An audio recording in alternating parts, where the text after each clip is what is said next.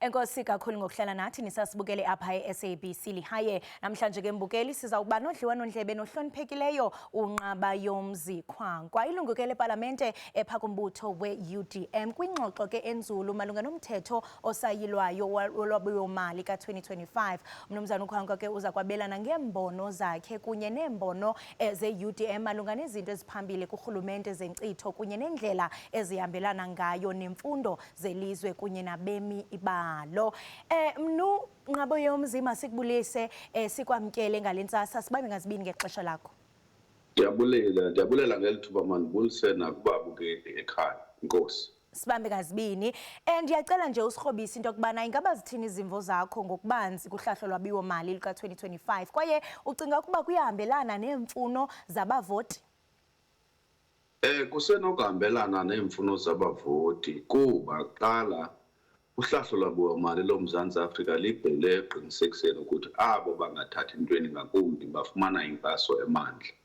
Umzekelo, imali zezibonelelo ze-social grants ngesingesi noko zikhona, azichukumisekanga. Ingxaki nje into yokuba kuba urhulumente engenamali akakwazanga uzinyusa ezinye ngendlela ibifanele uba kanti uzinyuse ngayo. Okwesibini, into yoba urhulumente ingxaki into yoba imali iyakhutshwa ikhutshelwa iinkonzo zoluntu. Umzekelo, kuthiwe kwicandelo lezempilo kuzawukhutshwa imali enga. Ufumanise xa ingathi kugalelwa engxoweni evuzayo kuba into eyenzekayo into yoba ithi seyenziwe loo nto kungabikho lutshintsho entweni. Ufumanise ukuthi abantu baza esibhedlele kungabikho mayeza, oogqirha abaqeshwanga, not ukuthi abaqesheki, abaphangelayo abakhathalelanga mntu ozayo kwezo nkonzo. Nakwicandelo lezemfundo sisakhala sithetha into enye emihla nezolo yokuthi abantu baya kwiindawo ezingunomgogwana, ngakumbi kumaphondo afana neMpuma Koloni, kwiindawo ukuthi zi-makeshift shelters, ezanto kuthiwa zii-mud schools ezinye ezazakhiwe ngabahlali, ezingeyomeko ekhuselekileyo ukuthi abantwana bangakwazi ukufundela phantsi kwayo. Kodwa ke ilinge lona lokuqiniseka ukuthi noko into ezifana nezempilo namacandelo ezemfundo nezinye izinto ezidingekayo njenge-social services zifumene yona uhlahlo lwabiwo-mali eluthe phaka.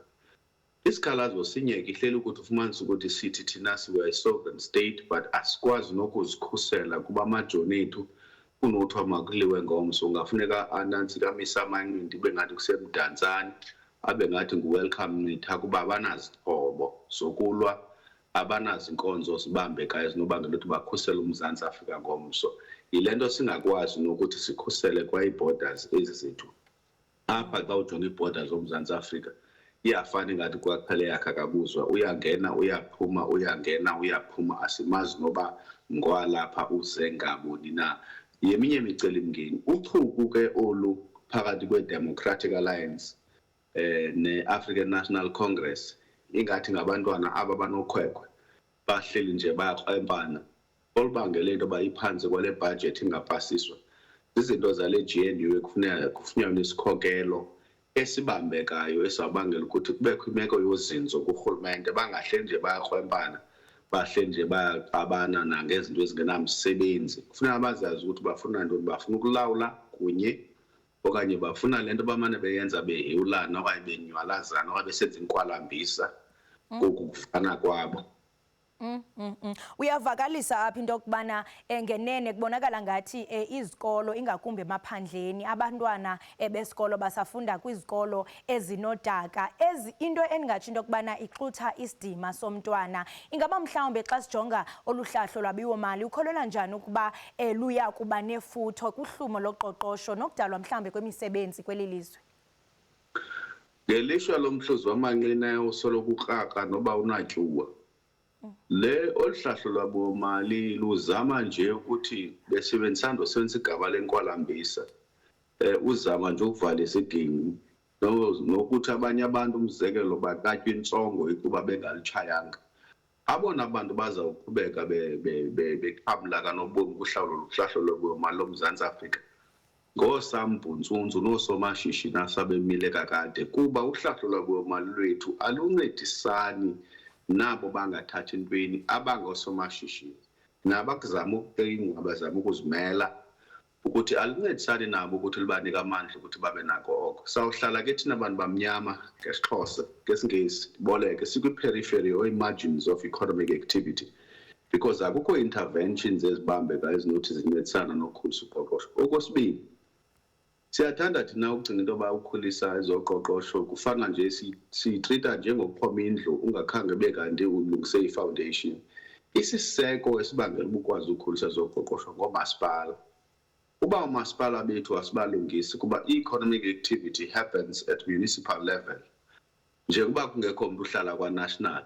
So kufuneka silungise indlela omasipala abangayo at local government level bona bazokwazi ustimulate i-economic activity ne-growth kuba without that asikwazi uachieve i-growth and asizuachieve i-growth ngento yoba siciko zepalamente sikhangele izingesi ezinkulu zakwa-economy i-foundation ingekho ne-fundamentals ngekho right until we address the challenges eziphaa local government level ezibangela ukuthi abantu bathi noba sebenomdla uqala amashishini bangabi namdla ngenxa nee-regulations ezikhoyo phana ngenxa into masipala abafrustrator as businesses ngenxa into masipala abangayi-understandi ukuthi imeko eyabo indima kuqoqosho nokukhulisa uMzantsi Afrika bephina until we address those fundamentals asukwazi and until we have a clear industrial policy backed up by resources and until we support the small business sector, be unapologetic about it, until we address issues of market concentration in certain sectors and try to introduce new entrants, asizokwazi ukudila nezi challenges and take advantage of the Continental Free Trade Area Agreement in Africa and expand i-trade yethu to those areas, especially for abantu abasakhasayo. Singabe sikhalelayo aba-well established kuphela ngenxa ye-AGOA. Siyaqonda into yokubana zithe gqolo ukuxhaphaka iziganeko zobuqhophololo ingakumbi xa sizawujonga koomasipala nakumaphondo. Ucinga uba mhlawumbe olu hlahlo lwabiwo-mali nemali ezawuthi isetyenziswe izawusetyenziswa ngokufaneleyo ingakumbi xa sawujonga koomasipala naphaa kumaphondo? Sigalela kaloku engxoweni evuzayo kuba singakhange sibalungise oomasipala nobubusela ubuninzi babo bavele balinde laa nto kulaa equitable share. Into abayijongileyo into isabelo sikamasipala wakho umntu sizawukhula kangakanani bazokwazi ukutya. Akukho ndawo kubiwa kuyo imali ingathi kukoomasipala kuba isingathi kuvalwa kakhulu i-national departments and to some extent provincial departments yingqushu eqhubeka kwaba masipala abakwazi ukuthi beke ndava omnye ngeempukane ezilihlaza sithetha apha kwi-corridors zeparlament ufumanisa ukuthi there were more than 1,000 ghost workers in one of the municipalities in KZN kubhatalwa amaqabane and loo nto isaphandwa kusaqhutywa nayo and injalo ke koomasipala abaninzi ufumanisa uba kubhatalwa ii-regional leaders zee-political parties ezininzi ezikwi-payroll yoomasipala zibe zingenzi nix kuloo masipala zikuphinde kuthi umasipala kanamali nale nto kunikwe aba bantu bangoosamfumfu ii-tenders abangazukwazi ukuzenza nto ufumanisa ukuthi ngokubanza izinto eziwokoke ngathi bakhiphe izoonomyayi ziingxaki ezibangela ukuthi zithi seyikhona imali koomasipala kufuneka iphinde yenze izinto ibizenzele ngaphambili kuba kaloku isikhokelo asikho until ke siphinde sibeke nabantu aba-competent fit for purpose kwaba masipala xa sibadeploya ungayingento yoba ungcola kangakanani na kwi-regional meetings okanye kwi-town hall meetings okanye ukwazi kangakanani utsala abantu funeka ube kanti unesakhono naso uba unasakhono umecaleni nawo. Ingaba mhlawumbi ikhona into endizawuyenza ukuqinisekisa into yokubana nabani na ozawuntyumpantyumpeka phakathi kubuqhophololo nizawukwazi into yokubana ameqongeni abe accountable? Asiyeki kaloku thina into oleqa ubusela yinto yalapha kwa-UDM uba nangoku general engaphakathi kwi-defense zinintsi izinto aziflekileyo ze-governance ngokomsebenzi awunikiweyo nguminister Angie Motshekga uzama uqwalasela kwezi zinto ezininzi ukuthi akukho mali isetyenziswe gwenxa na ngoku kurhulumente uzawuqiniseka ukuthi ziza ngaphambili and abantu bayaphendula ngezo nto nathi ke bantu bangaphandle kwi-GNU bakhokela i-UDM baqiniseka ukuthi i-UDM iyaphila and inoxanduva kuba isepalamente siza kwenje njalo asizuphokoqa eminwe sikhedame sibe sikhomshisa ngesesingavaliyo kuba sikwi-GNU asifakwa ngadala. Xa siyiqala siyiqongqotha ungathi mnukhankwa mhlawumbe loluphi utshintsho onqwenela ukuba lwenziwe kuhlahlo lwabiwo-mali ukuze lulunganeliswe kungcono okanye kangcono nezinto mhlawumbe eziphambili zombutho wakho okanye iimfuno zabavoti nabaxhasi be-UEDM. Phambili phaya uthe wayichaphazela into yokuba mhlawumbe kukhona ukunkwempa-nkwempana phakathi kwamaqela amabini, i-DA ne-ANC. Ungathi mhlawumbe zeziphi izinto ekufuneka ukuba ziyenziwa uqinisekisa uzinzo kuba kaloku xa kuthiwa GNU abami boMzantsi Afrika balindele ubumbano? Ewe, kubalulekile kwi-GNU asingomanzi asizubheka calanye, namanzi awabheki calanye nakakade. Kodwa asingomanzi asizubheka calanye, siyimibutho eyahlukileyo kule GNU. Asizusoloko sivana sithethe into enye ngalo lonke ixesha. Kodwa naxa sesingathethi into enye kufuneka kubonakala uba umkhomba-ndlela ayikokuqhekeza le nto seyimiselwe ezamuzana isisombululo, futhi kubonakala ukuthi umkhomba-ndlela kukuzama ukukhawulelana neemfuno zabantu boMzantsi Afrika.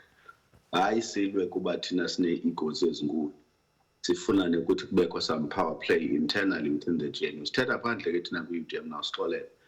Eyona nto ibalulekileyo yinto yokuba kufuneka ibe kanti naxa siya kwiprocess ye-medium term budget policy statement ka-October sikuhlalwe phantsi kwangethuba kuboniswane xebe ukuthi zintoni ezifana ukuthi zizi-priorities zethu. Thina sine-constituency engabantu bakuthi abangathathi ntweni, nangeyiphi imini xa sihlala etafuleni sisoloko sithethela bona, sisoloko sithethela ukuphuhliswa kwamashishini abo, sisoloko sithethelwa ngezidingo zoba ba-empowerishwe nabo bathi baphume esikolweni bathi beziphethe qualifications bangafumani imisebenzi. Kubekho ii-initiatives ezibambekayo ezizawuncedisana nokuthi bafumane ingqesho. Kodwa yona nto ibalulekileyo sidla ngoyithetha sithi urhulumente makafake imali, access the African markets, create markets for oosomashishini abamnyama baseMzantsi Afrika bakwazi ukutrade with the rest of the continent. Singahambe nje siyongxola i-AGOA kuba yona ilungiselela abelungu nee-businesses that are well established already.